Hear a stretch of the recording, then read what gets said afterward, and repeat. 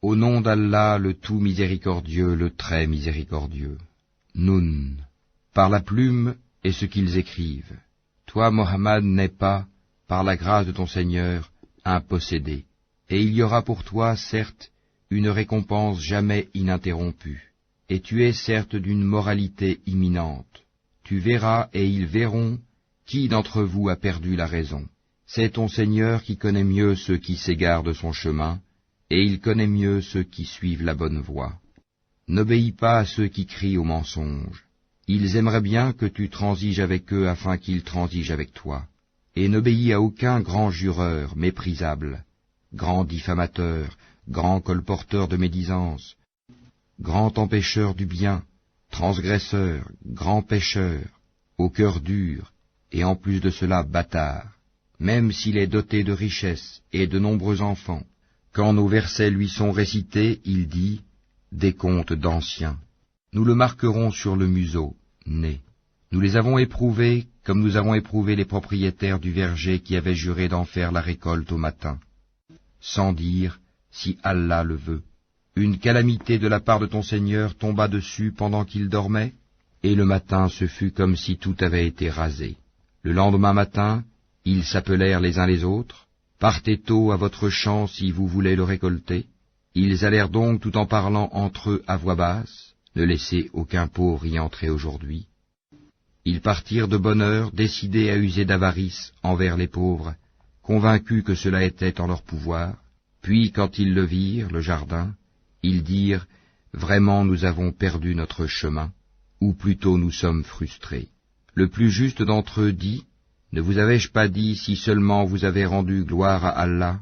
Ils dirent, gloire à notre Seigneur, oui, nous avons été des injustes.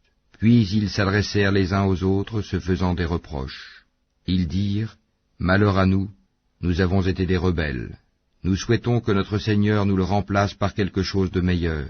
Nous désirons nous rapprocher de notre Seigneur. Tel fut le châtiment, et le châtiment de l'au-delà est plus grand encore, si seulement ils savaient.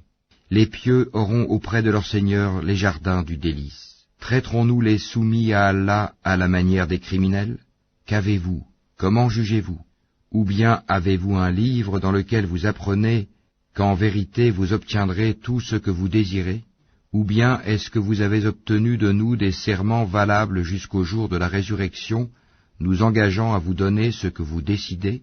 Demande-leur qui d'entre eux en est garant. Ou encore, est-ce qu'ils sont des associés? Eh bien qu'ils fassent venir leurs associés s'ils sont véridiques. Le jour où ils affronteront les horreurs du jugement, et où ils seront appelés à la prosternation, mais ils ne le pourront pas.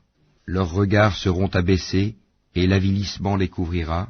Or ils étaient appelés à la prosternation au temps où ils étaient sains et saufs.